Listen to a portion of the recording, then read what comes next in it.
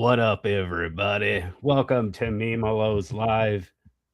There's nobody in the room yet, so I guess. Or D Mike, Oh, it shows nobody on the screen. That's weird. Cage McMahon. Oh, there we go. Okay, there.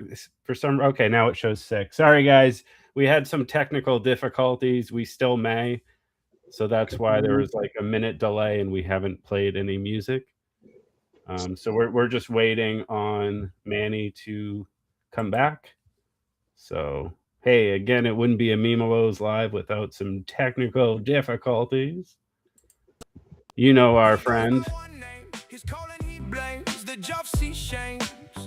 Tannis. A friend of all. Thanos is his name. Thanos, what? Thanos, what? Tannis has a date. Tannis has a date. I like bacon, it is my friend. Doctor said no, try this turkey blend. I told him to fuck off, he said full send it. She's gonna give him a happy ending.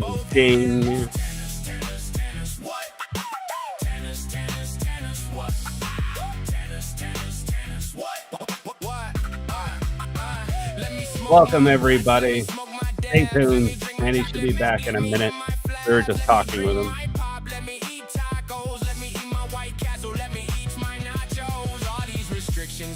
Oh yeah, man. 2 weeks. It's crazy. I think we leave at like what 7 in the morning. So. Yeah, I don't have to leave that early. And you got what 5 hours to drive? It's 5 hours, and what's crazy is I was in St. Louis yesterday, so that's 2.5 hours. So I mean, I was halfway there yesterday. That's good math. What artists are you most looking forward to seeing there, Tannis? I mean, besides the obvious, um, truthfully, Chris Webby. Yeah, he's doing a show around here. Like, I may have missed it. Actually, I think I missed it. But yeah, I'm not too familiar with him, so I gotta listen to some stuff before I go. He's some good. Him and Vanilla Ice, man, those are my two. I want to see Millie or Vanilli or whatever the fuck, but it's 2:30 in the morning, man. You just go home, take a nap, and then go back. I'll just hang out with Aaron. You could take some things to help you stay awake, like Yeah. coffee. All right, so I actually have ADD, so No. caffeine does the opposite to me. Yeah. Makes you tired? Yes, it does. That's weird.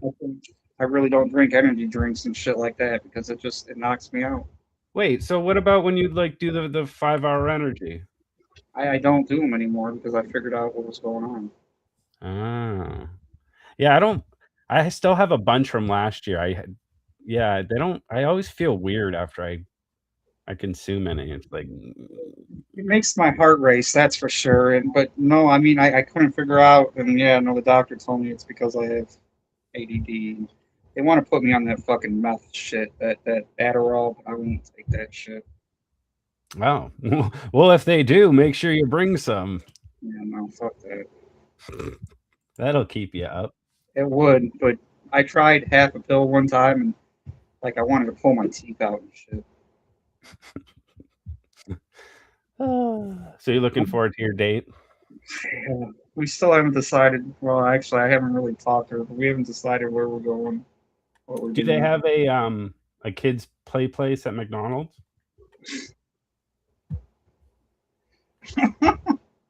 Maybe you could do that. Oh, do they have a Chuck E. Cheese? I mean, I'm down for Chuck E. Cheese. We should look that up. I Or truthfully don't know anything that's around there. I haven't looked shit up. Katanas wins. We're just waiting on Manny, guys. Thank you for your patience. Should be here momentarily. Huh. Ron just said that 5 hour energy shows up on drug tests. Under what? I don't know. Meth. Big nip, yes I am. I'm wearing a severed limb hat. It's actually the first time I've wore it since I've got it.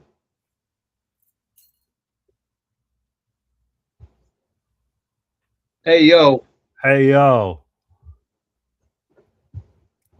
That was my toothpick. That was my pretend toothpick.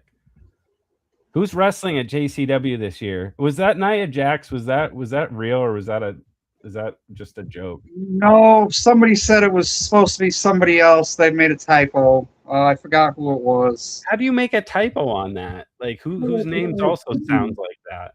It's ICP. Come on. But I was just like, wait, that stuck out, and I'm like, wait a minute, They're Nia not Jax. That would have been. She would have got. That would have been awesome. She would have got ragged on so hard because she's not like most girls. I forgot who they said it was. It was in the museum. But who else is wrestling? Which is crazy. If we got anybody watching that's admin in the museum, how come I can make posts but I can't comment on a fucking thing? That's happened to me before, where I tried to post like a picture and it said no, and it got that red thing that you. I don't know. Maybe I tried to post too many pictures, or I don't know. Well, I couldn't join at first because my profile's new, so I messaged Foster and he put me in. So, but yeah, I tried to bump your post and it wouldn't let me. I tried to comment on somebody else's post and it wouldn't let me. But it let me make the post about D Mike today. So I don't know. It says when I first tried to join that I had to have my profile for so many months, but like I said, Foster let me in. So, I'm just looking at the chat here real quick. which is kind of good because I've saved so much fucking money on waffles. I bet that's good. Yeah, I don't really visit the museum much anymore. Like I used to like get every notification, but I feel like I have everything, and I now want to start getting rid of stuff. So I wanted those fucking posters D Mike got for me. It's fucking just when he thought they were dead. I just couldn't afford them. fucking Brett. Yeah, That really tweaks my melon. So for those that didn't know, Brett left for some strange reason. He made a post and said, it's time to leave. And I'm like, wait, I messaged him. I'm like, what the fuck? He had messaged me earlier today saying he wanted me to get he was talking about a potential guest. And I was like, yeah, let me know after the gathering. He's like, cool. I like Brett and I enjoyed having him on the live. So I was like, what the fuck, man? Jesus Christ. Why do people gotta leave? Anyway, we're still waiting, folks. Nip, you would make a great ring guy. As long as they play your that bop song and make you twerk. But we don't need to see your testicles. So we'll have to get you some tighty whitey, so we'll keep the little nuggets in.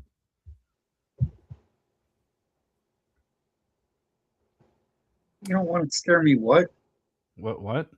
Pixie, oh, I'm sorry, I don't want to scare Tanis.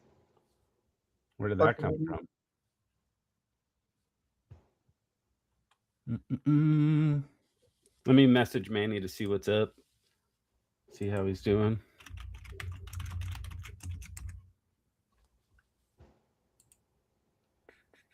So next week we have at 10 p.m. we have Alex Nabiev, the Russian Nightmare, live from Russia. Me too, Pixie. Me too. So that will be fun. And then after that, we'll have a little, I guess, a gathering kickoff, just to preview and talk about what's going on and what we're doing. And we're having a little meetup before the Clockwork E show. That's Friday at 7. So around main stage area, there's going to be a bunch of us showing up. It looks like at least 20 have responded so far. All right, let's see. Hopefully this works. Ladies and gentlemen, Manny Fresh. Hey, what's up, fellas? Can you hear us? You can hear us all right? We can hear you. Yeah. I mean, this is crazy, bro. I'm the furthest thing from a computer person, but somehow I was like maybe try to use my laptop because all I do is use my laptop for streaming. So I was like, maybe I should try to log on Facebook and try to hit that link from there. And that yeah, worked? don't ask me how I did it, but here we are. Okay, cool. It always seems different for people. Like one person has to get a different browser. Some can just do it fine. I don't know. But Yeah. what do you got for posters behind you? Oh man, let's see. These right here were a gift from a juggalo that sent it to the Shaggy Show, and you got, of course, the Great Malingo. It's got the at first they sent the first 6 Joker's cards, and I have a couple of those because Shaggy wanted a couple, and they're weird. It's like a weird material. I can't really describe it. So, anyways, I got these 2 right here. Then I got a couple more right here that are just off ones that are not Joker's cards. And then this right here I got for Father's Day, which is crazy because this is like one of the tattoos that I have right here. And what it is Darth Vader as a samurai. Oh, nice. Yeah, and then I got that, of course, with the Goodfellas poster. You know what I mean? So You're a big, and then, big course, Star Wars fan? Oh yeah. Not as big as Shaggy. Not as big as Shaggy. Holy shit, that dude loves his Star Wars, man. But I love Star Wars too, man. But not like that guy knows it in and out. Do you like the new shit? Or are you more? I'm more of an old school guy. I like some of the new shit. Not all of it. I like the newer shit that they came out with later, but not at the beginning. Like episode 1, I wasn't really feeling, and I don't like how they played Darth Maul because they had such a big build up for him. And yeah, he killed the one guy, but then I was like, then he got cut in half. I'm like, what the fuck kind of shit is this? You know what I mean? Like they had this big hype and all these figures and everything. And then, like, yeah. And then, I thought that one sucked. Yeah. Then Revenge of the Sith, they came hard with Revenge of the Sith. That was cool. And then, of course, the newer ones with Rey, I love Rogue One. That was awesome. And then Han Solo was sort of to me, you know what I mean?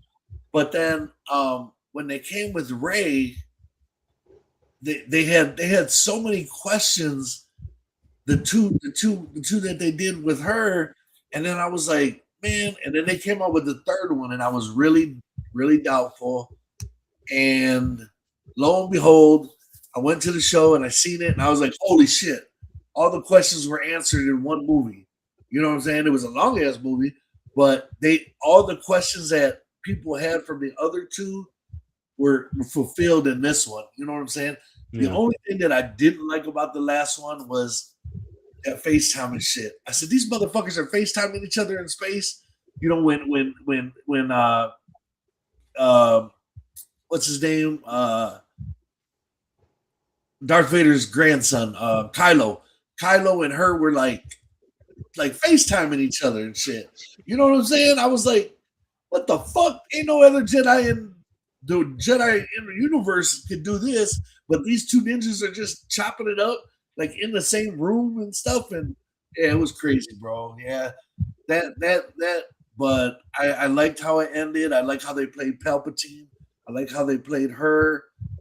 The reason why she was so powerful with the Force and stuff, because she ended up being a Palpatine. So that was cool, man. I like that part. I like that one compared to the other 2. The other 2 were sort of whack, man. But yeah.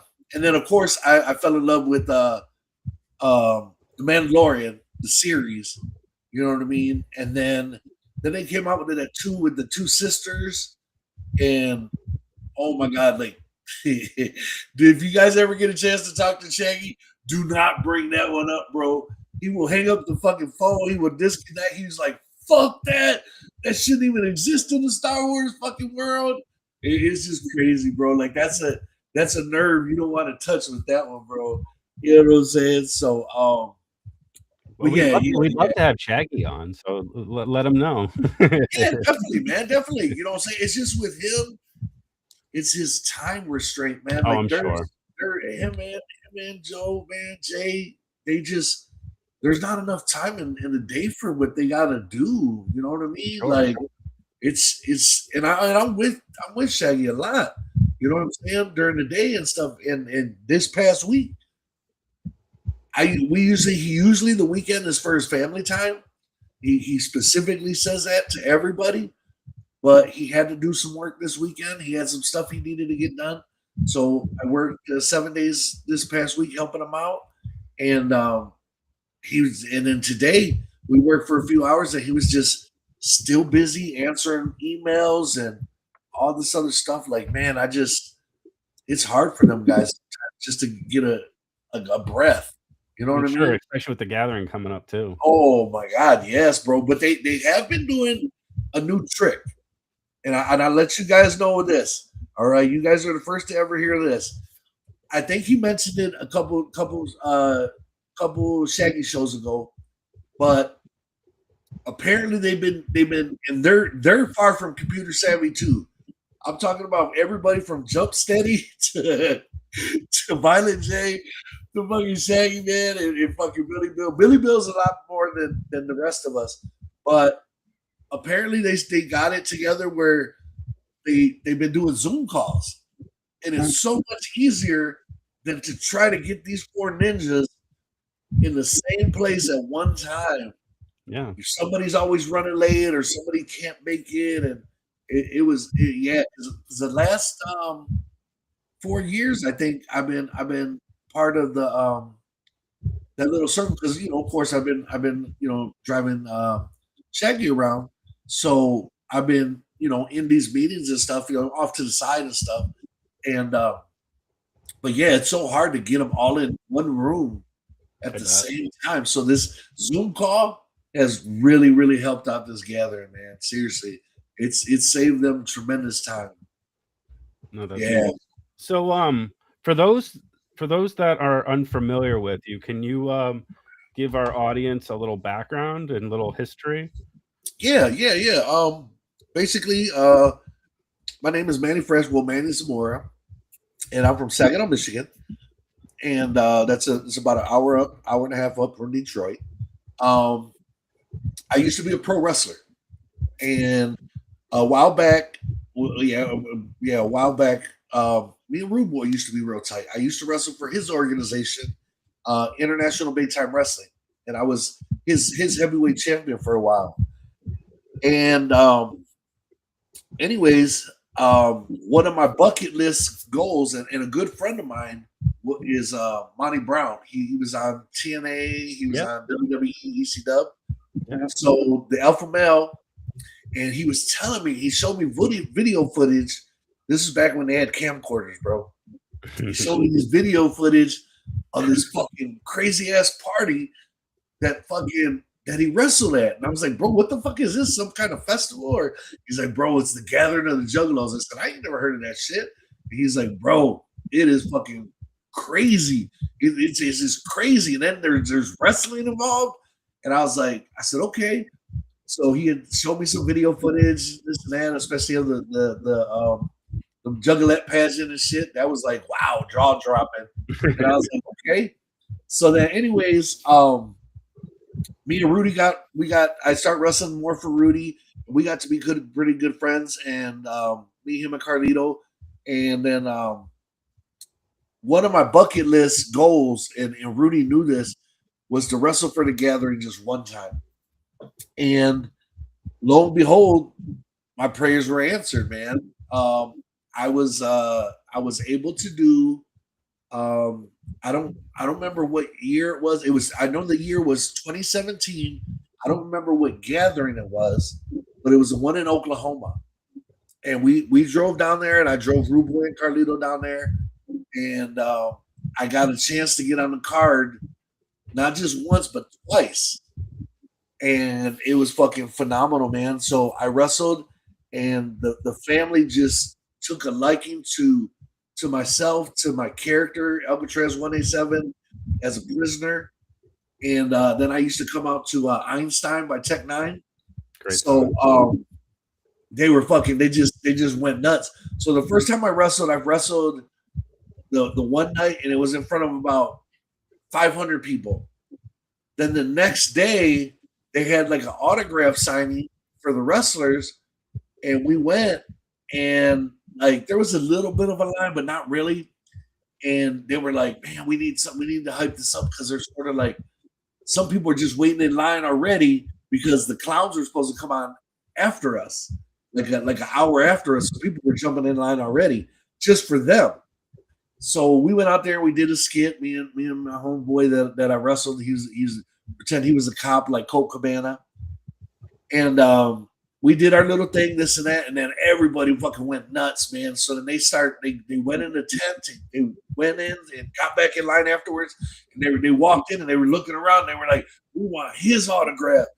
We want his autograph." And then they opened up the program, and it was funny because I don't remember which girl it was at the time was helping Rob out, but the girl had put in a wrong picture of the wrong Alcatraz.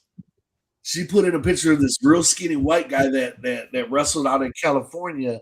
And he was bald, he had a goatee, and he was like 5'8", 125 pounds with boots. And he wrestled Gilbert. It was Gilbert. It was pretty much, man. I think it was. So, anyways, that's whose picture they had on there. And they were like, "This ain't you." And I was like, "Yeah, I know it was a mess up, this and that." So they were like, "Fuck it, sign over his ass." So I was like, "All right, man." So I signed over him and shit like that. And then, like I said, the family just took a liking to me. Well, what ended up happening was the wrestling was Wednesday, Thursday, Friday. And Friday before the show,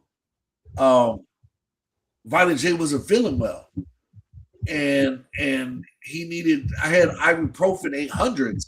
Nobody had none at the thing, but I had some because I was a bigger guy. I needed a higher dose of medicine and stuff. So Rudy asked me. Rudy was like, "Hey man," he says, "I got a friend of mine." Of course, he didn't say who it was. He said, "A friend of mine is asking if you got some ibuprofen 800s." I said, yeah, I got some. And he was like, "Here, come with me, jump on the cart." I was like, "All right, I don't know where we was going." Then all of a sudden, next thing you know, we're backstage. And I was like, "Okay, what the fuck is this?" And he was like, "Just come on. And he's like, "Look, man, don't freak out." What's it? I was like, "What are you talking about, bro?" I don't like he's keeping it all secret, like, and I'm just like, so we walk in and they had these at that one they had, I don't know how to describe it, like these rail carts, sort of, but they made makeshift offices out of them. Like they had a little hole in the wall for an AC unit, and they had like one door on each side. It was just real weird, man. Was it like the APA's office?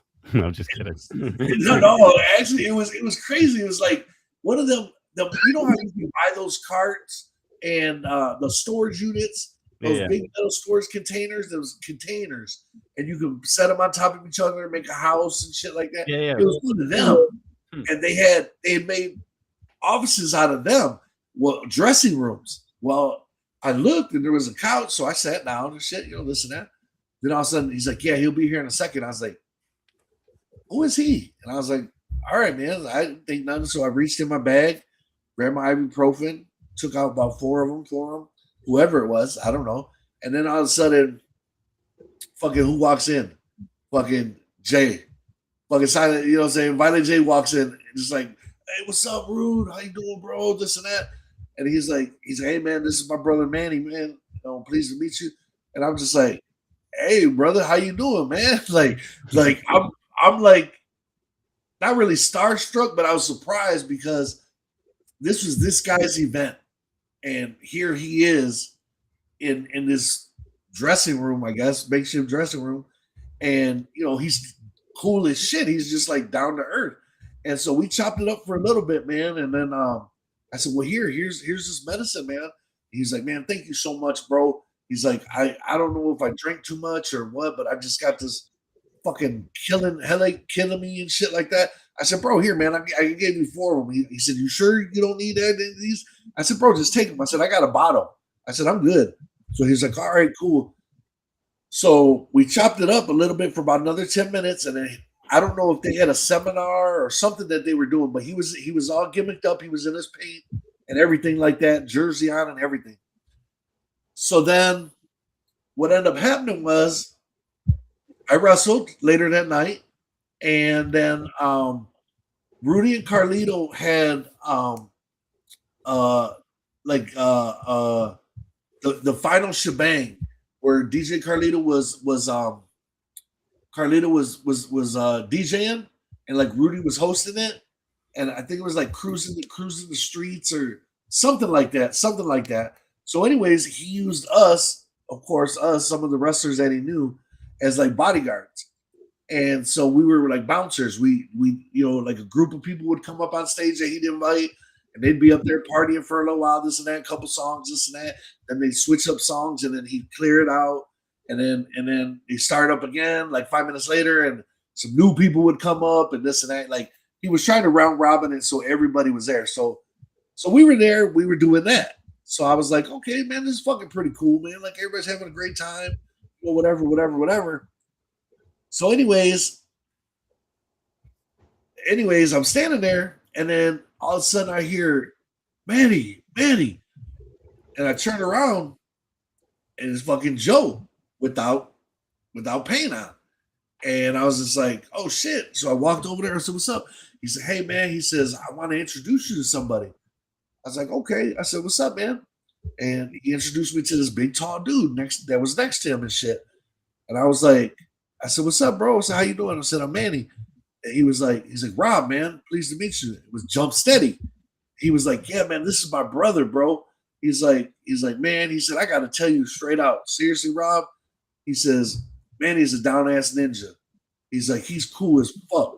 He's like, seriously, man. And he was like, Rob was like, for real? For real? And I was like, yeah. I said, look, man. I says, I love Rudy and Carlito like they're my family. I says, I know they love you guys like you're their family. So that means I love you guys too, and I got you guys' back. Whatever you guys need, I'm down. You know what I'm saying? And then they were like, man, thank you, man. That's real cool. That's real cool. So, anyways, that was that gathering, and that was about it, because I didn't really get a chance to chop it up with Shaggy. I think I chopped it up with him like one time after the wrestling. And so then later that year, or a couple months after that, I was in a work-related injury. And I went back to selling cars, and I was only there 2 weeks, and I was hit by a young mechanic driving an F-150, and I was walking. And so it fucked me up, man. Like 2 herniated discs, my tailbone was twisted, nerve damage to both legs, this and that. Like I was fucked up. And like no more working. That was my last day of work ever. And of course my wrestling career was that's a wrap. You know what I'm saying? I could barely walk and stand, let alone try to wrestle. So, anyways, I went through a lot of shit with that, and I got a couple text messages, and it tripped me out because I didn't know the area code. I knew the area codes for Detroit 248, 313, shit like that, 734. So, anyways, I got 2 texts, and it was just, hey man, what's up, brother? Just checking on you. Heard about the accident, man, from Rude Boy, and just hope you're doing good, man. If there's anything you need, man, let me know. And one was for Violent J, and one was for fucking Shaggy. And I was like, oh shit, that's cool, man. Like I had family members, like real family members, not even reach out to me.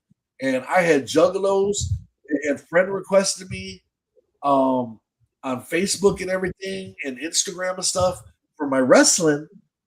And they were started following me with my wrestling, and they heard about it and stuff like that because I did make a couple posts. And so I don't know if that's how they found out about it or whatever, but they reached out to me, and that was something real dear to my heart, man. Like that meant a lot to me because, like I said, I didn't even have family members reach out. And so then, anyways, when I started getting a little bit better, and I had my first surgery, which was whack. I don't even know what the guy did, And after that, like I had a limp, and that's when Joe hit me up, and he was like, "Hey man," he said, you mind helping us out? You know what I'm saying? Just kicking it with us sometime and this and that. I was like, yeah. So the first thing I did was the Hollow Wicked Weekends tour. And that's when I was on the road with them and I got to know them. And it's funny because Joe learned me right away. He's like, as soon as I start driving, he was like, oh shit, here comes the 80s and 90s rap. That's all Manny listens to. He says, ain't no Drake played in this fucking ride. Ain't none of this, ain't none of that. I was like, nope, none of that shit. I said, I got straight 80s and 90s, bro. And they were laughing. But they were loving it. And because what happened was the more I got to talking to him and stuff, the more we had so much alike because we're around the same age. And me and Shaggy's birthday actually is like 2 weeks apart. We were both born in 74. I was born September 24th and he was born in October. So our birthdays are like 2 weeks apart and like we're the exact same age. You know what I'm saying? What were you bumping for music for the 80s and 90s rap? Because I like a lot of that 80s stuff. and 90s rap, of course, NWA. Let me see, what else did I have on there? I had NWA. I had some Dayton family from Flint. And this is one interesting conversation that we had actually, me and Jay, because I had played You Know My Name by South Park Mexican. Yeah. And he was like, I love that tune. Yeah, so he was like, so how do you feel about that situation, man? I says, I don't really know that much about it. I was like, but to be honest, man, I was like, I can see it being some bullshit the first time, accusations, but then the second and then the third time, and then you're doing jail time twice for it. I was like, some shit don't make no sense, man. And then I was like, so that's why if you notice, I don't bump none of his new shit because I don't want to support him because he's I don't know what we can say out here with that. He's a chomo. Yeah, so I heard that as well. Yeah. So I'm just like, I was like, I don't support that shit. And then that's what was Joe was asking me without asking me was how I felt about that situation and shit. And then I was like, so I told her, I was honest with them. And I was like, no, man, I don't support that shit. Like that's bullshit, man. And so anyways, and then I would bump some of their stuff because I knew of ICP back when I was younger. Because back in the day, like I said, living in Saginaw, my friends would drive to Flint to get the CDs, or I'm sorry, the cassette tapes. Back then, this is before CDs, bro. Oh yeah. So when the Dayton family first came out with their first CD, Esham, we were bumping Esham all the time with the red CD, Booming Words from Hell. You know what I'm saying? And so I would bump all that shit. And then my boy, he had this shit playing one time in his Camaro, and I was like, "What is this, bro?" He said, "Man, these fucking white boys are crazy." I said, "What is this shit?" And he was like, "Bro, look at the case." And sure enough, man, it was Beverly Kills. And he said they're ICP. And I was like, okay, what is that? He said, Insane Clown Posse, bro. He's like, these fucking dudes are crazy with it.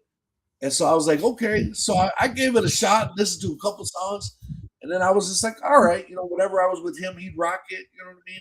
That's when I heard Kid Rock back yodeling in the valley, way back then. You know what I mean? Yeah. So I had known of the guys before, but I wasn't. I would and ask anybody that asked me, they know there's no lying about me. I don't sit here and fake the funk and be like, oh man, I've been a juggalo since day one, blah blah blah blah blah. No, I respected them as musicians because I knew they were down with Esham, and to us up here, Esham was just fucking the straight fire. You know what I'm saying? Esham was booming and shit, and so. Then you had Paris come out, and you know what I'm saying? They had X-Clan, Public Enemy, all that other stuff. So, of course, I was well-rounded in that, Beastie Boys. But anyways, that's how I kept my ear to some other stuff. like people were like, "Well, what's your favorite album?" I was like, "I don't have a favorite album." They're like, "Well, what do you mean, man? You gotta have a favorite album." I was like, "I don't." I was like, "I know a couple tracks off of each song.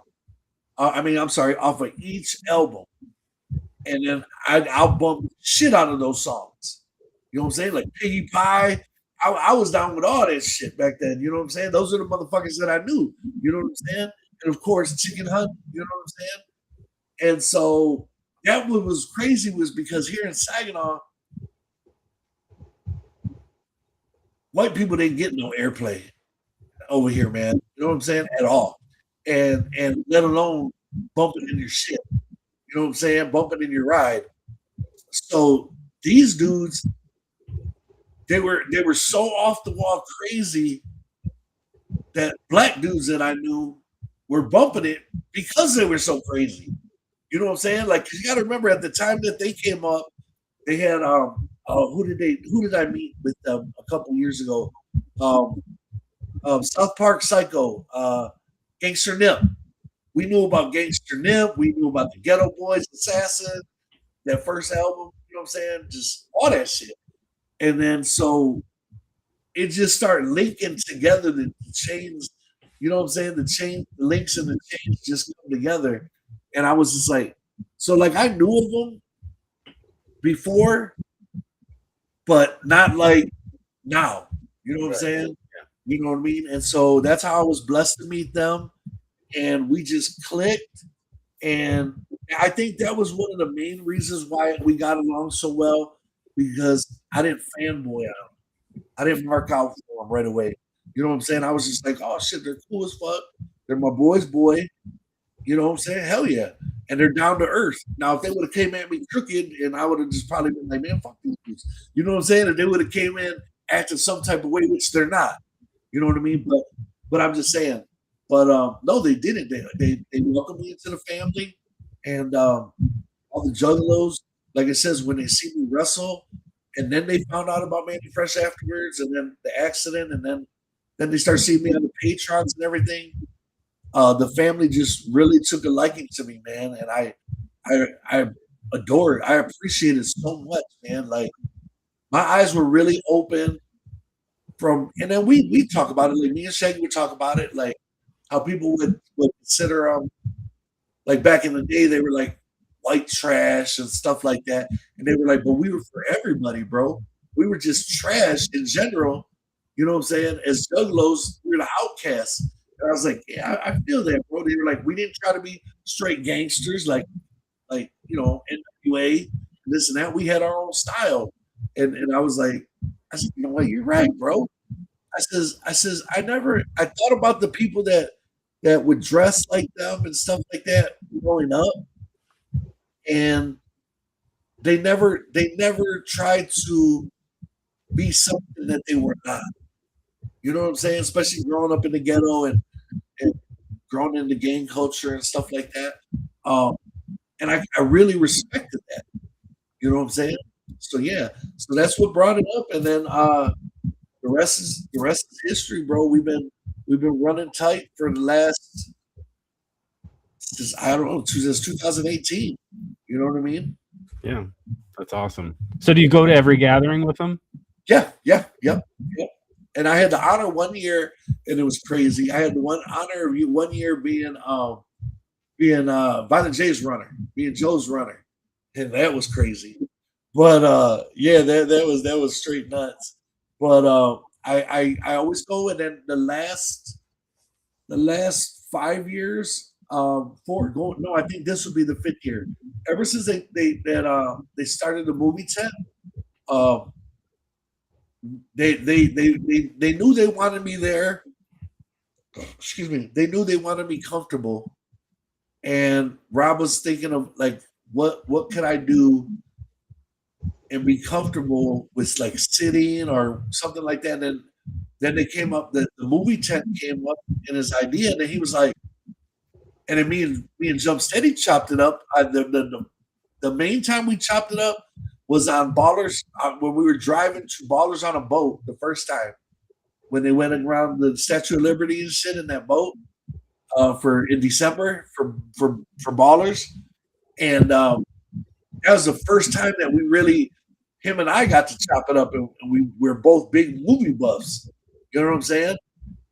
And so he was like, Manny, I want you to come to the gathering. I said, okay, I'll be there.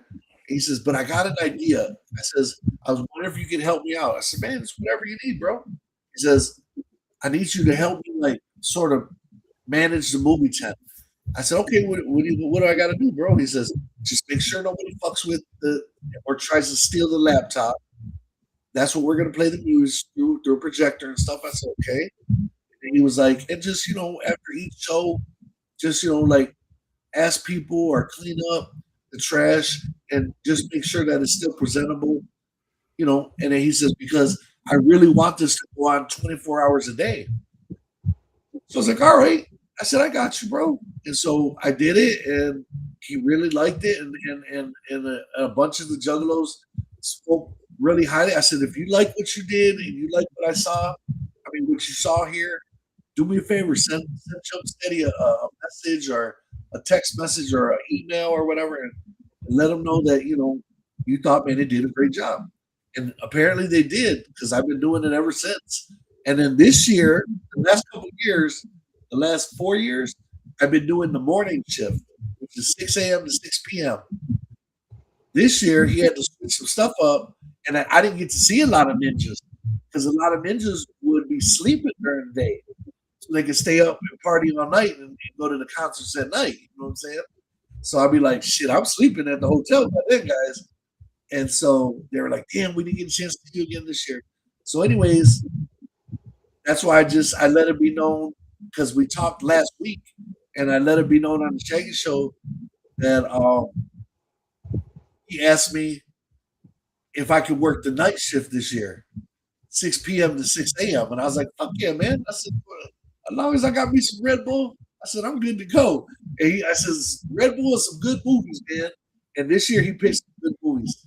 I said, hell yeah. So I'll be able to chop it up with some ninjas that I don't normally see, because they sleep during the day. You know what I'm saying? Well, they try to. Let me get this straight. You guys ever been together and the first night is fucking sleep? Yep. Oh my God. So yeah, bro. So other than the first night when everybody's sleeping in the afternoon to try to make up for that, you know what I'm saying? And plus it's hot. It's usually hot during the day. But like I said, with the AC in the movie tent, it's pretty cool. You know what I'm saying? Like, so I got pictures that'll come in and just cop a squat, just chill out to try to, chill out and not overheat and everything like that. And I got some ninjas that come and just chop it up with me. You know what I'm saying? And it's really, really cool, man. Do you remember did you do it in, what was it, 23, the movie tent? Yeah, I think so. Do you remember some guy coming in with a fart bomb? I think that was not during I think that was at night. I heard about that though. That was Aaron Thurman. Oh shit! And what the fuck? Did you do it? They said they had to air it out for like hours. Yeah. Oh, Tanis did it too. My bad. Damn it! Well, hey, I'm glad I wasn't there. I would have been pissed off, man. I would have been like, "What the fuck, man? Fucking up my movie tent!" And then, of course, that's when I think that's the year they start spray painting the side of that bitch. That's fucked up. Yes, that's fucked up. Yes, they start spray painting the side of that bitch. And what's fucked up is Rob's got to find somebody like a company to try to come power wash them things off, because those are rented. Those tents are rented. Psychopath doesn't own that shit. You know how many tents they would own if they had to own all this shit? So, of course, to take it back, they have to send it back the way they got it. And it's just, and it's been real cool lately. A lot of people have just been sort of chilling with that stuff as far as like the movie tent and stuff. So that's cool. That's cool. I give them props for that. Good looking out for that. And then, like it says, it's just because it's such, because it's one thing that Jump Steady really likes to have at the gathering is that movie tent. That's one of his things, man. Like it says, and I think they're gonna do it again this year. Is which they started it last year with Shaggy watching a B movie, and it was Jump, Shaggy, and like one or two other people, and they were sitting behind a table and they were watching this B movie with all the other the juggalos that were able to fit in there, and they were like talking over in the movie and shit like that. It was fucking. They had a great time, man. So I think they're gonna do that again this year. Nice. So that'll be cool because then I'll be able to be in there with them because I was working during the day before, so I was sleeping when that shit went down. What are some of your favorite movies? Probably Goodfellas, I can say. And Star Wars. Yeah. The old school classics, man. Let's see, like Scarface, Colors, American Me, Blood In, Blood Out. What the fuck? And I know, I know Wes I say, and Joey hears about it. You know what the fuck? Because it's got Tom Cruise in it. The one where he kept like dying over and over again when he was in the war machine like suit, and him and this girl, and they were about aliens. I can't remember the name, but yeah, I know. Yeah, I can't remember the name, but you know what movie I'm War of talking the about. World? No, not War of the Worlds. It came after that. It was like a Groundhog Day, but they were at war movie. I forgot the name. Every time he died, the day would start over. Yeah. And so they would keep trying to get further down the day. And then something happened and he lost his power to regenerate. And like this blue one of the monsters was blue, and the blood is what gets in his veins, and that's what helps him start to regenerate, to relive again. But it relives from that point on. So anyways, I forgot the name of it, but it's a badass movie. I like that movie, you know what I'm saying? So I like that and shit like that. Of course, we're old school, man. We like the Godzillas and the King Kongs and shit like that. You know what I'm saying? So, but I don't really have per se like one. Oh, there is one, and I learned it from Jump. I learned it from Rob, bro, and it's called The Seven Samurais. What it is basically the original. I don't know if you guys are big into movies, but if you guys have ever watched the Magnificent Seven. Yep. It's about the 7 cowboys from different ways and like bounty hunters, this and that. They were gonna help this little town against these fucking these outlaws and shit. Yeah. And then they end up, but some of them end up dying during the battle and stuff like that.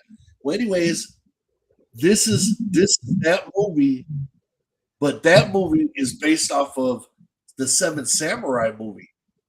And the 7 Samurai is a black and white movie. And it's got subtitles, and it's a bad fucking movie, bro. It's about 7 different types of samurai. One's a drunk, one's not confident in how he used to be, stuff like that. So he second guesses himself, shit like that. Like it's really, really good show. And Rob put me on that one, and that's why I went with this. Because, like I says, 1 out of respect for Darth Vader, but 2 out of respect for Jump. That's why I made it to Samurai. And then lo and behold, these Bandai came out with these fucking figures that you could get. They were like $80 or whatever that they used to sell at Barnes and Noble. And they made Star Wars figures, but they made them like samurai style. It's pretty fucking cool. It's pretty cool, man. So yeah. No, that's awesome. So what I wanted to bring it back up about wrestling. What got you into wrestling initially? And who were like some of your favorites growing up? Oh man, that's easy. The main, of course, you gotta give it to Hulk Hogan. You know, I mean, some people will say what they will about it. He's my favorite, so I'm with you. If it wasn't for him, yeah, exactly. He made wrestling what it was today. But on the flip side of the coin, as far as the best wrestler, Ric Flair. Ric Flair. So exactly. So those two were like my top two growing up. And of course, like, you know, being Mexican and not having hardly anybody else up there but Tito Santana. Arriba! Yes, exactly. So then later on we had well, he wasn't Mexican, but I always thought he was Hercules Hernandez. Yeah, I loved her. He came out with the chains Yeah, and he was all rocked up. Yeah. So, but yeah, man. So all that stuff, man. Jim Cornette tells some funny stories about him on his podcast about her. Oh, really? Yeah. Yeah, man. That dude seemed like a trip. Oh, yeah. Like, yeah, man. He was very roided out, though. Oh, I can imagine some of the stories about that dude, man. But yeah, I mean, I grew up in that time of wrestling with you know, back when Dusty Rhodes was younger, just Brody and shit. Son of a plumber, you know what I mean? Fucking Ric Flair when he was silent and profiling, and you know what I'm saying, the Road Warriors when they were just fucking running over motherfuckers, you know what I'm saying? And then of course you had WWE, you know what I mean, or WWF. I call it WWF. But yeah, man, you know what I'm saying? You had Big Andre and you had all them cats, Blackjack Billy Hayes, and then of course, my third favorite is who I paid homage to this with is you might not have heard of him. Some people haven't heard of him, but they got to do their homework. It's Superstar Billy Graham. Oh, yeah, I knew you were gonna. Yes, bro. This is my homage to Superstar Billy Graham. Is the split beard dye? You know what I'm saying? So he was just. That's where Jesse the Body Ventura got his figure, got his persona from. Oh, yeah.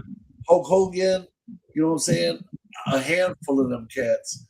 You know what I'm saying? Based their stuff off of how he taught. He was ahead of his time. Oh yeah, he was, man. He was awesome. And then he went away and came back and did that martial arts gimmick, and that was trash. Oh, it was so bad. Unfortunately. Yeah. And that's what's crazy is because, like it says, we as fans didn't know why. We're like, why did he come back as a karate guy? What the fuck? This is stupid. You know what I'm saying? But we didn't know about the powers that be and who was writing the checks and was like, no, you're going to come back and you're going to be a fucking karate master. You know what I'm saying? No, I don't want to do that. I want to do this, this, and that. No, there's no room for that anymore. You've been gone. Let's change this. So we didn't know any of that growing up. We were just like, we see what we see on TV. Yeah. You know what I mean? So yeah. Did you see his dark side? No, I haven't. Dark Side of the Ring? With the Superstar? No. Oh, okay. I gotta look that up. Shit, I might look it up tonight. Actually, I didn't know they did one in Superstar. I'm pretty sure that was the one I watched was about Superstar. Oh, let me double check. But yeah, I'm pretty sure. So what made you decide to pick the name Alcatraz? Were you a big criminal? Well, I mean, yes and no. But the name didn't come from that. Actually, it was when I started getting a little bit better, making better decisions for my life. And then I start working out and I start seeing some good results.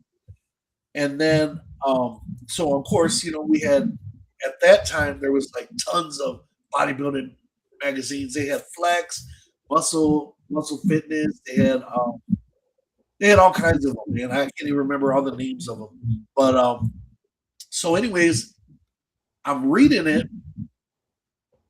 and it's this ad, and it's this black guy, and he's built, but he's not overly built, overly developed. You know who he sort of reminds me of? He sort of reminds me of that guy on the Old Spice commercials. You know, that black guy that always just in a towel. Yeah. He's built a little bit, but he's not overly vascular or you know what I mean? So anyways, what happens is it's a black and white picture, and in back of them, they have like this fucked up brick wall. And he's holding one of the old school strongman dumbbells, the round ball dumbbells. Yep. He's holding one, and at the front, at the top, it says, "Call me Alcatraz," and then at the bottom it says, "Because I'm hard as a rock," or "I'm hard as a rock." And I was like, "That's the shit." And I was like, "But I know I can't just have Alcatraz." And then I was like, "Fuck it, Alcatraz 187. Police code for murder. Why are people in? Why are you in jail? Everybody's gonna want to know why I'm in jail. I don't know. Let your mind wander." You know what I'm saying? And so yeah, it was crazy, bro. And it fit hand in hand. And then later on, after so many years of wrestling, I added the monarchy, the Juggernaut, Alcatraz 187. Yep. Excuse me. So yeah, and then it was funny, man, that you brought that up. But my trainer, Dan Severn, the Beast from UFC. No shit. Yeah, that's who trained me. That's who trained you? Yeah. No shit. Yeah, man. Wow. Bro. So before you continue that, I just want to that's the Billy Graham was season 6, episode 5. Okay, cool. Yeah, I'm gonna definitely look up Dark Side of the Ring, Billy Graham. Yeah, it's a good one. So tell us all about Dan Severn. I'd love to hear that. Oh man, I hooked up with him through Manny, which I met Manny at the gym. We worked out at the same gym here in Saginaw, but we didn't really know each other. We were some of the same people. They knew that I was trying to be a wrestler. He was trying to be a wrestler at the same time. So he started with Dan before. Well, I started down in Detroit. So, and it's funny because even though it was full of shit and it was just a loss of money, I did meet some really good people. I met these guys you might know them, Alex Shelley and Chris Sabin. Yeah, I knew them back when they were just starting out. Motor City Machine Guns. Yeah, Motor City Machine Guns. Yep. So I knew them back when they first just started out in singles competition. You know what I mean? And so I knew them and a couple handful of other machine guys. And so they taught me like super basic shit. Not them guys, but the trainer. So, anyways, man, long story short, fucking this guy just stole some money from me, man. Trained me for my 6-7 months every weekend down in Detroit. I had to drive down there and stay down there, and it was just, But I stuck with it because I really wanted to do it. And you're always promised at any wrestling school when you get cleared, you're always promised 1 to 2 matches, because they usually do shows, promoters. Well, I got my match, and my match was a fucking battle royal. I was in a battle royal. Everybody takes their turns chopping you, of course, to break you in, this and that. So I was in a battle royal.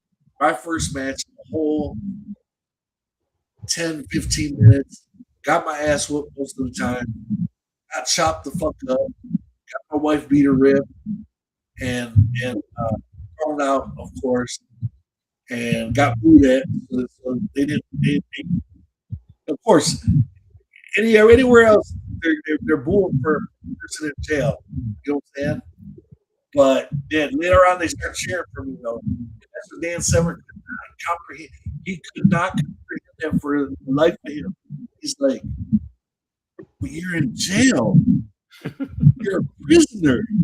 You have a jumpsuit on and chains around your arms and necks." And I was like, "Yeah." I said, "But Dan, you got to remember, now it's not like the old school days." I was like, he said, "Well, what do you mean? Try to make me understand it." I said, "Okay, not everybody that's in jail right now is necessarily a bad guy. They might have made some fucked up decisions." It's like with his big mustache and shit, big old corn fed white self. He's like, "Okay," and then he's doing this, and then I was like, "So you got guys that are in there that just made some bad decisions. That doesn't mean that they're bad person. I said, now you got to remember, 9 times out of 10, you're either related to somebody that's in jail, you're dating somebody that's in jail, or you yourself have been in jail. He's like, yeah. I was like, there you go. And he was like, you know, you're right. I didn't really think about it like that. I said, so it's not like back in the day. And he was like, I just because he was cheering for me and stuff. And he couldn't understand why. He's just like he couldn't fathom why these people would cheer for a big old Mexican dude in jail. But it was a great experience, man. I learned ring psychology from him, which was man, that is some of the best knowledge. And Sabu, because Sabu started hanging with Manny and started taking Manny under his wing, and then of course Manny relayed the information to me and our other two friends that were a tag team at the time, and so he was like schooling us through Sabu, and it was just really cool. It was really cool, but like learning from Dan, and then a lot of people always ask me, they said, well, did you ever learn any MMA stuff from the Beast? I said, honestly, I said, yeah. They were like, are you serious? You're serious? He said, wrestle someone? I was like, yeah. I was like, because he was still fighting at that time in the early 2000s. So there wasn't a lot of big guys like Money that he could train with him and practice stuff on the ground and reversals and stuff like that and practice different moves and stuff. So he asked if me and Monty would do it, and we were like, all right, just don't fuck us up, man. He's like, I won't. So anyways, man, so yeah, we learned quite a bit from Dan, man. And I remember one time we wrestled each other. And my wrestling weight was my legitimate weight. I was legitimately like 315. How tall are you? I'm 6'2". Okay. Like I was a big dude. I was a big boy, and I was pretty strong at the time. Anyways, shit. Me and Dan wrestled this one match, and I remember it to today. Somehow, some way, the match is going good, and something happened. I don't really exactly know what happened, but our feet intertwined, and we both fell down. We tripped over each other. So people were like, the crowd was like, huh? So then Dan got up, and of course he wanted to get the crowd back. So this dude, he didn't tell me what he was gonna do, brother. I'll tell you that. This motherfucker put his arm around me.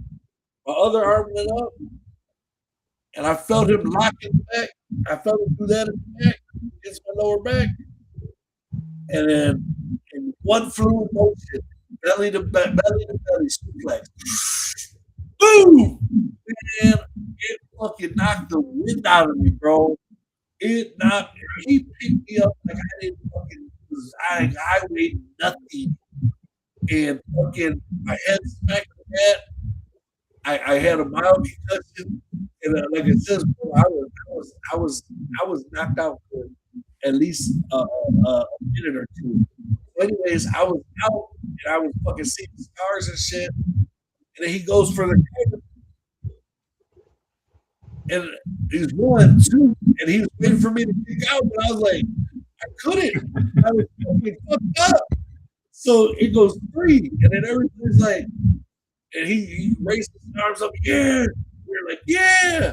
And then so he ended up getting up, and we fought a little bit more, and then that's when he did his dragon sleeper on my big ass. So and then he dropped it. So the crowd went crazy. We ended up bringing him back at the end of the night. So anyways, after the match is over, he goes back there. He's like, Manny, what happened? I was like, Mr. Severin. I said, I'm sorry. I said, but you didn't tell me what you were going to do. He said, well, I just called for it. It was on the fly, this and that. I said, yeah, but you fucked me up. I was like, my God, I'm sorry. I said, no, you didn't do it on purpose. I was like, but how did you pick me up with such ease? He's like, I don't know. I just knew. I just knew. He said, I knew we needed a powerful move at that time. And so that was the powerful move that I could think of on the fly. And I was like, well, you thought about it. I said, it knocked the shit out of me, man. I said, I'm sorry I didn't kick out, but I was fucking just stars. So he started laughing at me. Excuse me. It was crazy, bro. Like, we learned a lot from him. I held him to the utmost, man. Respect for that. Do you keep in touch with him? Yeah, yeah. Well, that's cool. Actually, me and my homeboy right here. Well, I don't know. This guy right here. I don't know if you might have heard of him, but here it is. Yeah. He's down with DJ Clay's AR. Yeah. AR. Yep. So, anyways, me and him been working on like a little documentary about Alcatraz, about myself, and Dan Severin actually makes a special appearance in it.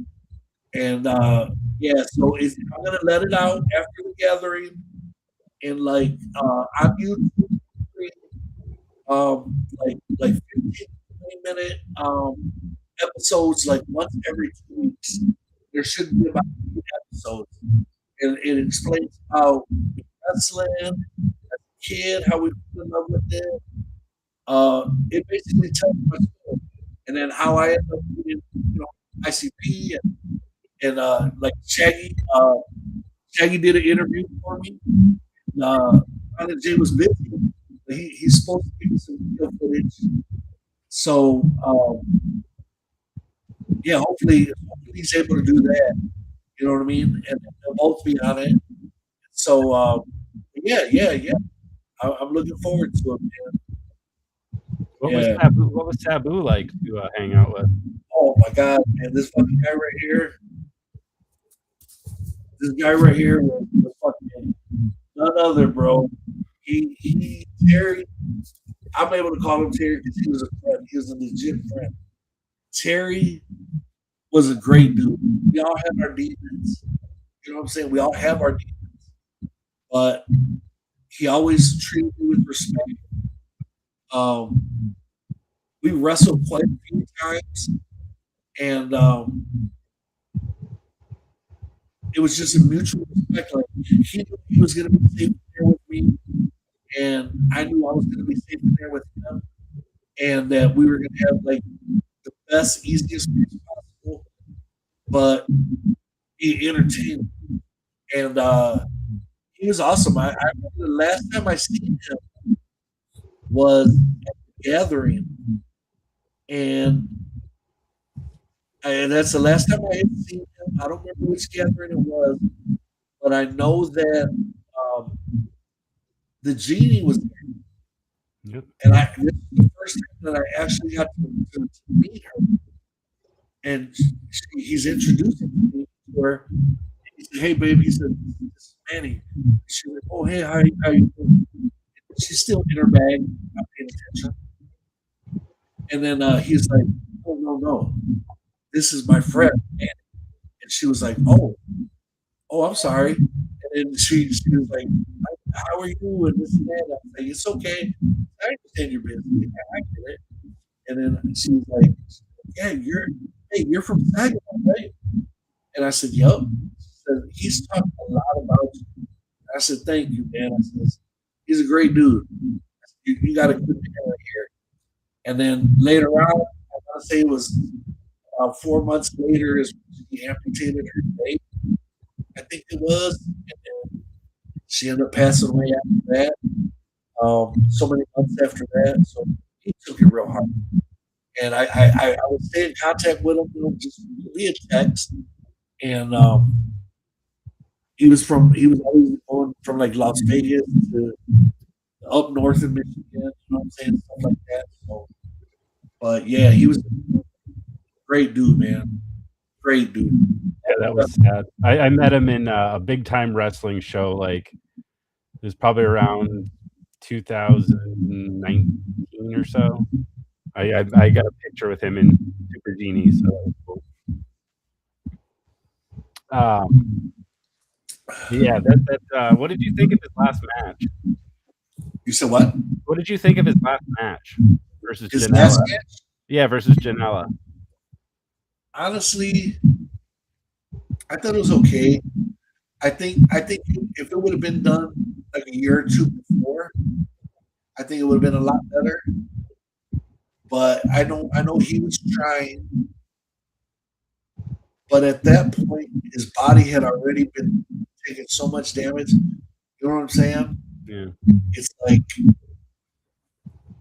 man, I like just like when you watch what is that called? Beyond the Mat. And they're talking about Terry Funk. They're like, dude, I don't know how you're walking. You know what I'm saying? Same thing with fucking Sabu. I don't know how he's fucking lifting his arms, his shoulders, and his hips, and everything, man. Like he was fucked up, man. You know what I mean? Like he was really, really messed up. And I'm just like, wow. Like it took a lot for him just to let alone to even try to wrestle. You know what I'm saying? But you know what I mean? I give him props and he did his best. You know, same thing with Sting. I think Sting should have retired a couple years back. You know what I mean? Like just being honest. I know he's still trying to get that check. Well, he did. He did well. He milked Tony Khan. Yeah, he did. He did. But he's smart. I mean, yeah, but it just I don't know. It's same thing. Okay, perfect example. Same thing like with Taker. Honestly, Taker should have retired after when he was done at WrestleMania, and he did that. That should have been it. But that Saudi money, yeah, it's hard to turn down. What, like a fucking million and a half for one match? You know what I'm saying? It's like, okay, you know what I mean? So it's like, but I don't know. Like same thing with Brock Lesnar, man. Honestly, when Brock retired, he did the retirement deal at WrestleMania. I was proud of him because I was like, he's going out on top. He put this guy over. He's saying that this is the new beast. You need to respect him because he's taking the whole line out. And he's going out on the biggest stage of them all. Fucking Mania. Well, Candace, you're causing the background noise. How? When you just left, it went away. So I don't know if you have a TV on or something, but it's very Anyway, sorry, Manny, continue. Oh, yeah, no. I'm sorry. So yeah, man, like I think he should have retired at Mania. I think that should have been it. And then now everybody's like, because I didn't even know, bro. I haven't been following WWE since they start. I stopped following them when they were talking about cutting people's pay, superstars' pay, and I was like, what? Like you fucking making all this money, and now you don't even want to pay these workers a portion of their pay. You know what I mean? So yeah, I lost it, and it's not the wrestler. It's not the wrestler at all, but it's that TKO promotion that you know. And I hate to say it, but you know, Big Man The Rock's involved in that. He's part of the board, and one of those people's job is to make money, and to save as much money as they can so they can increase the profits. You know what I mean? And they're fucking the little people, man. Like I remember about a year and a half ago, I had a friend of mine was trying to go to a Raw, and they were like, I can't afford to go. I said, what you mean? You're not going to sit ringside and shit? They're like, bro, nosebleed seats is like $175. I said, are you fucking serious? They're like, yeah, look. And they screenshot it and sent it to me.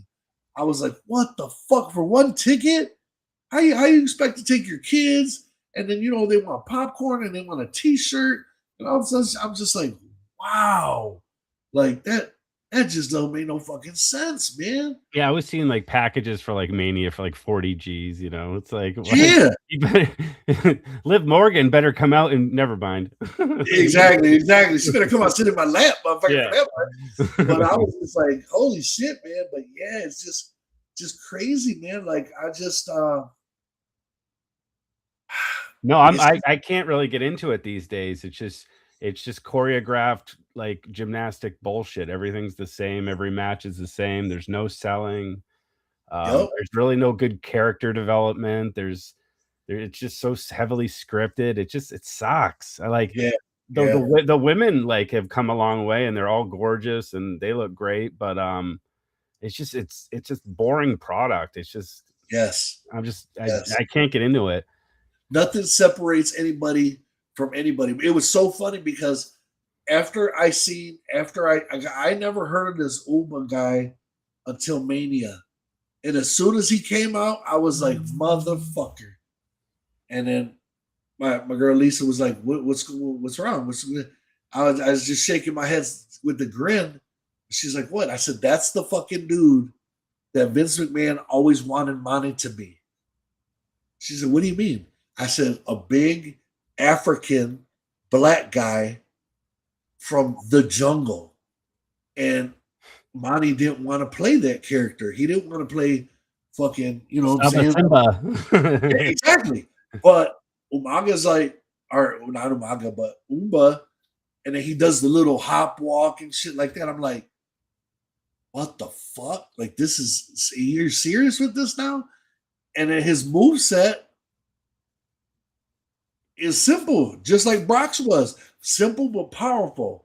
Yeah. And like I says, when Brock put him over at WrestleMania, it made him look like $1 million. That should have been it. Yeah. That should have been the finale. Goodbye. You're going Yeah, he took off his boots and gloves, and then he's like, and then he comes back. It's like, no, that's not how you do it. That's not. Yeah, exactly. Then he comes back, but they came back because they were holding that contract. They were like, all right, motherfucker, you want to get out of your contract early? We're going to sue you for all this fucking millions of dollars that you still owe us that you're left on your contract.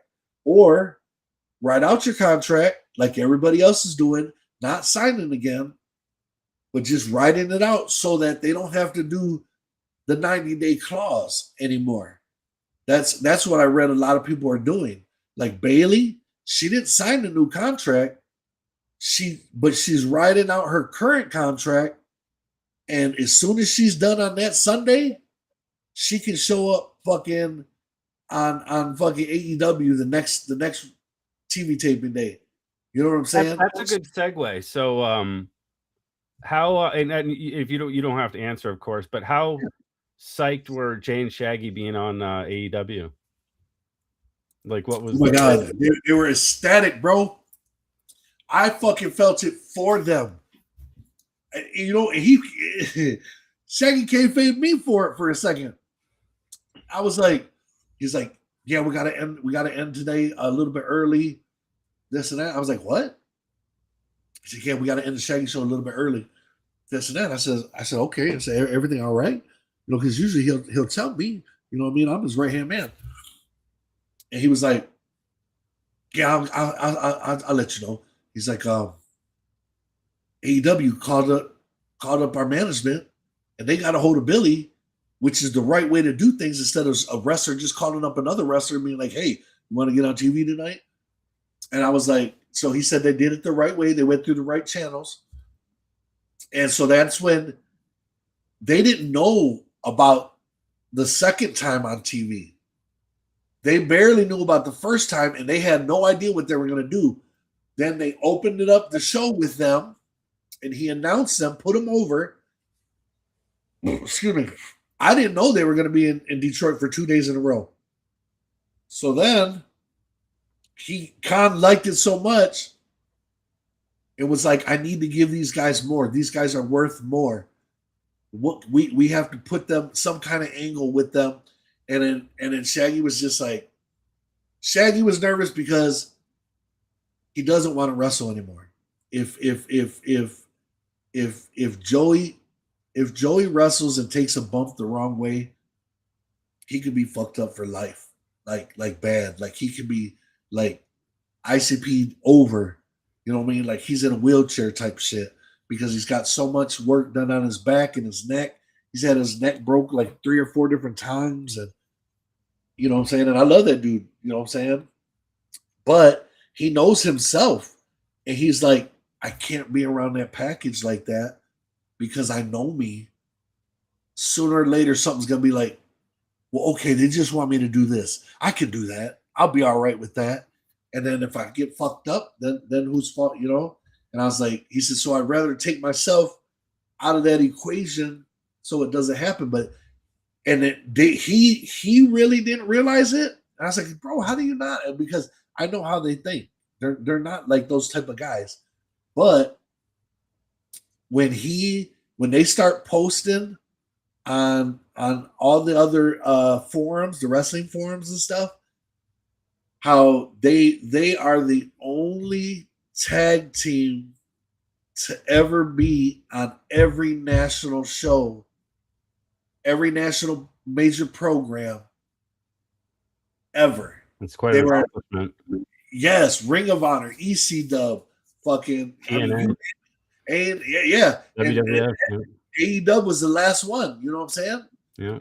And then what they liked was what he took a shock by it was they didn't say entertainer, wrestler entertainer. Or what did I forgot what did they how did they induct like Kid Rock? Like some wrestler entertainer or something. Like oh yeah, it's stupid.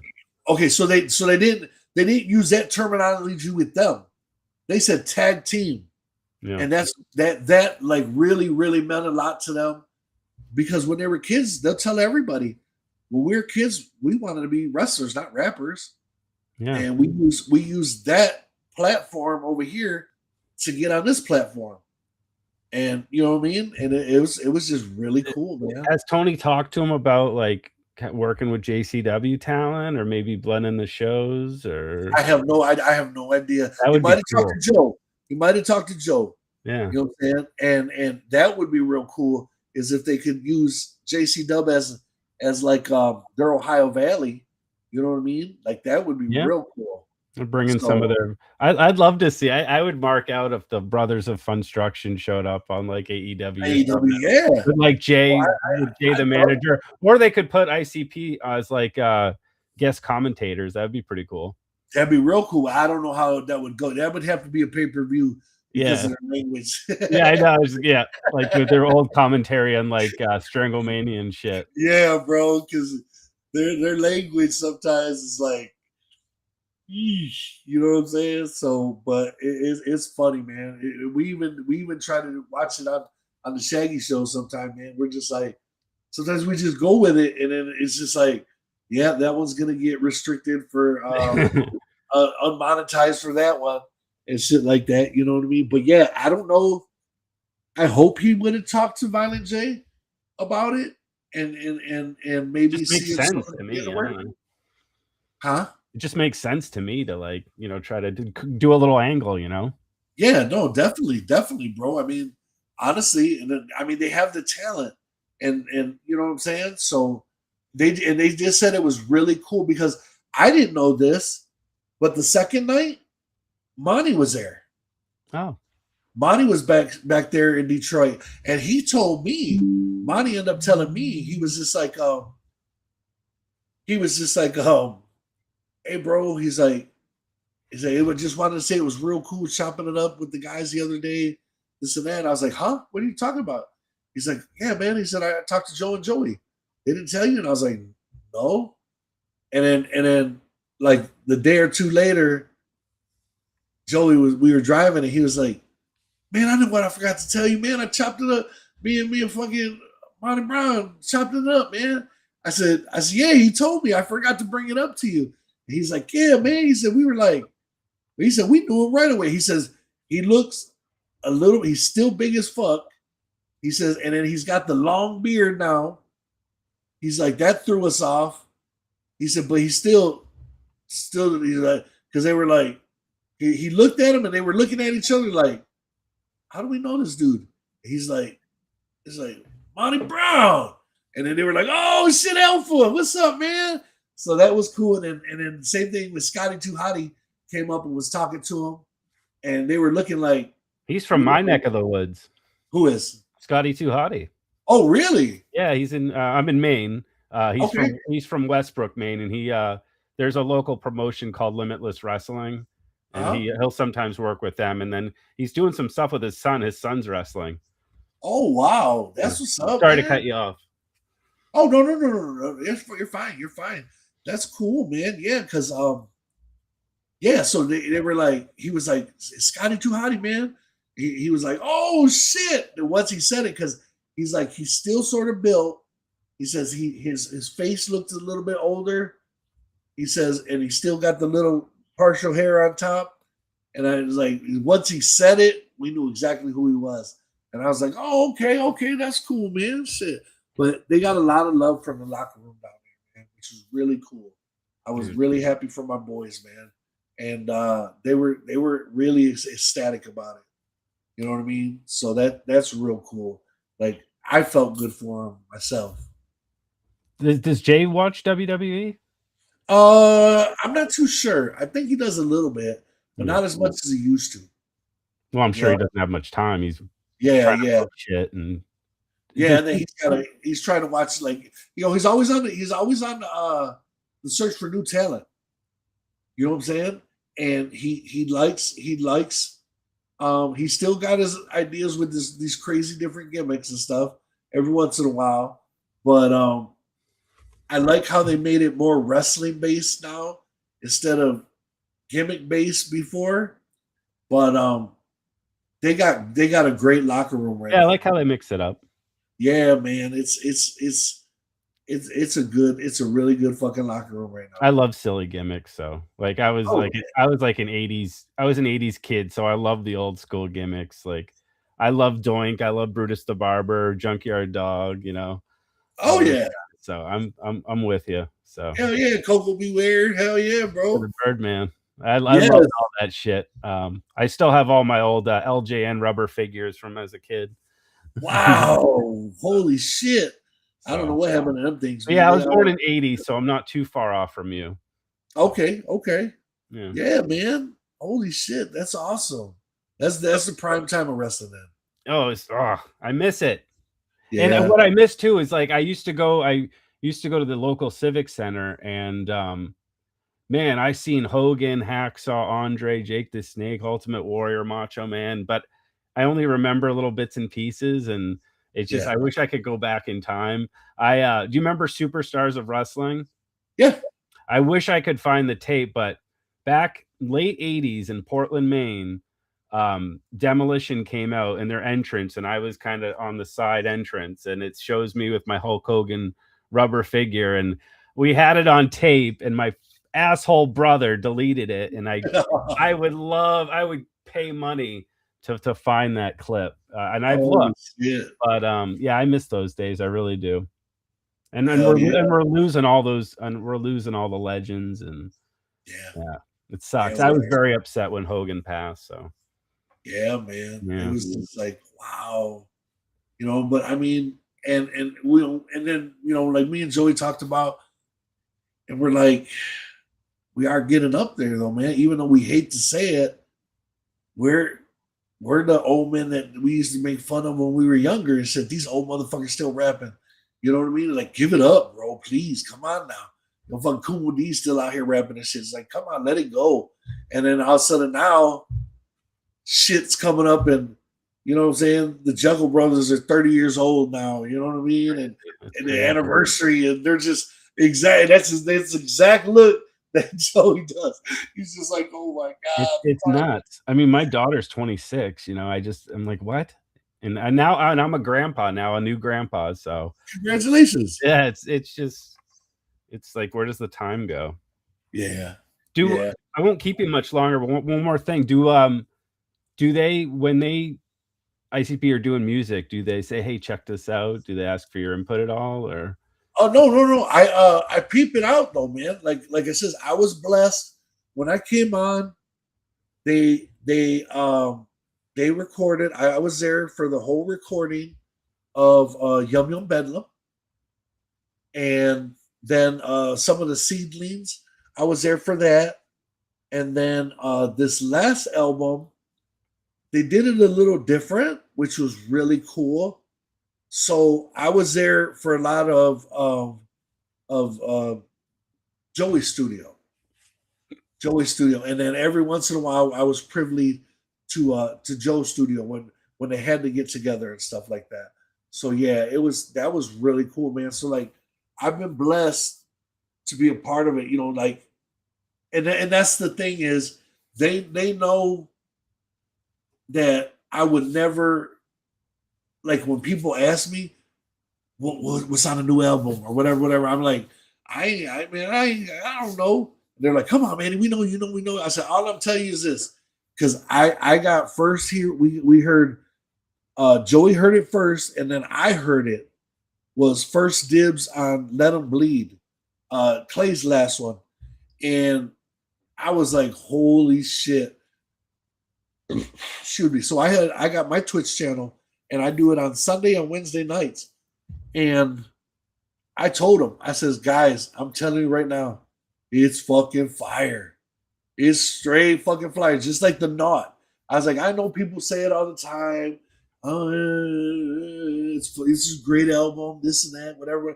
I says, these guys are not fucking missing a beat. I'm telling you. I said, now I'm not gonna sit here and say all the songs are bangers. I said, but you can listen to every couple songs and be like, that motherfucker's a banger. Listen to a couple more songs, that motherfucker's a banger. You know what I mean? So I'm just like, so when I'm able to hear that stuff and without with them entrusting me and the not going to the internet and not running my mouth and this and that, you know what I mean? Like that means a lot to me. So they don't sit here and say, Manny, what do you think about this track or nothing like that? But if I'm like, bro, that's fucking fire, you know what I'm saying? They're like, hell yeah. You know, they'll be like, yeah, there's some couple things we need to work on a little bit like this, you know, this and that. I just like, maybe, you know, I don't know what exactly it's missing, but it's sort of missing something. And then they're like, okay, you know what I'm saying? But yeah, no, it's really cool, man. Like it says, and it's an honor for me to do that, to be there, and that they trust me. Like I said, the same thing with the gathering meetings that they used to have all the time. And fuck, man, those are like fucking 3-4 hour meetings and shit. You know what I'm saying? They'd break down each fucking thing that they wanted to talk about, and then they would address it. They were, well, who do we want to bring in? Who do you think would look good on this? What stage should they be on? This and that. You know what I'm saying? Then it goes to cost and this and that. So I was just like, wow, man, this is like, I'd get a fucking headache from all this shit, man. You know what I'm saying? And then you still got to go there and perform and do fucking meet and greets and all kinds of shit and seminars and all this other shit, man. Man, they got they when they tell you that they're fucking when the gathering is over, they can finally breathe, and then by the time they catch their breath, what's next? Hollow Wicked. Yeah. You know what I'm saying?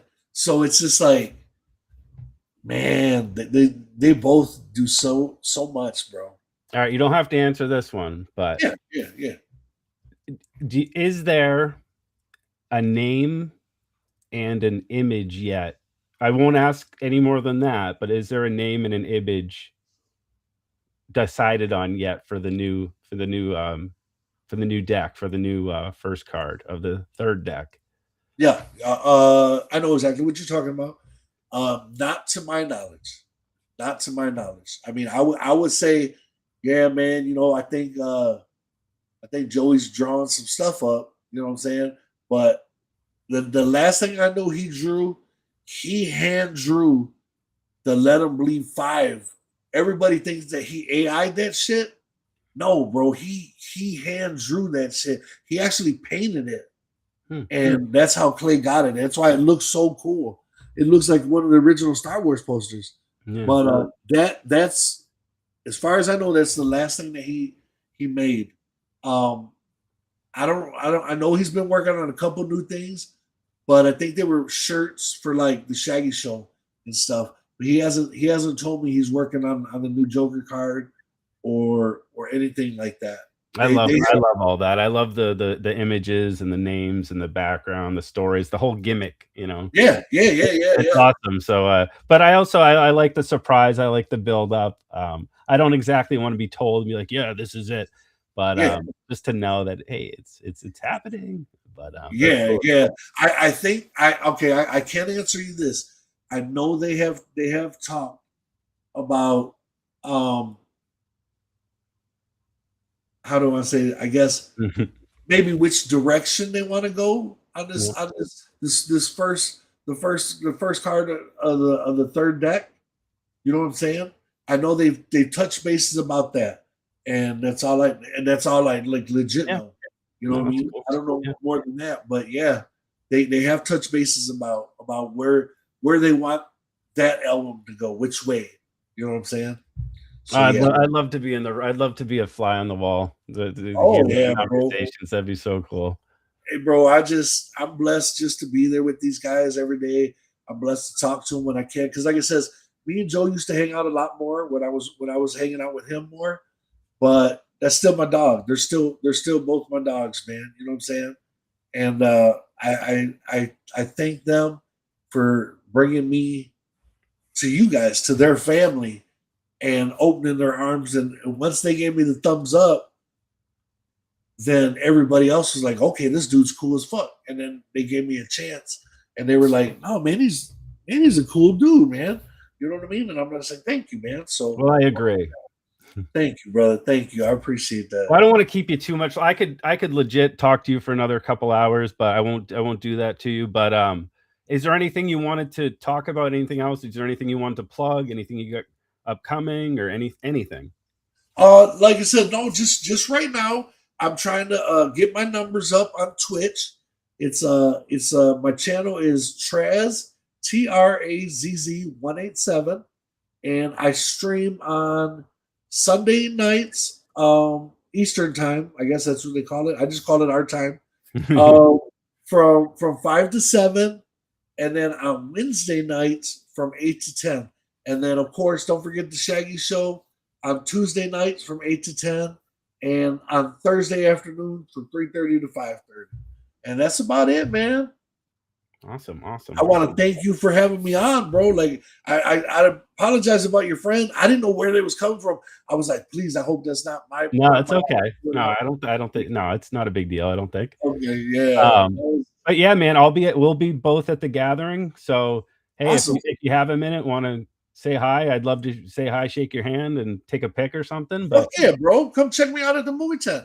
Yeah, like definitely. I said, I'll be there the first night from 6 p.m. to 6 a.m. All right. Yeah, I'll definitely do that. All right, brother. Cool, man. Well, I appreciate it. Tell Jay and Shags Meme-alos said hi, and we'll see him at the VIP tent. Awesome. I definitely will, bro. All right, Thank man. you for having me. Appreciate it. Thanks, everybody. Have a good night. Thanks, Manny.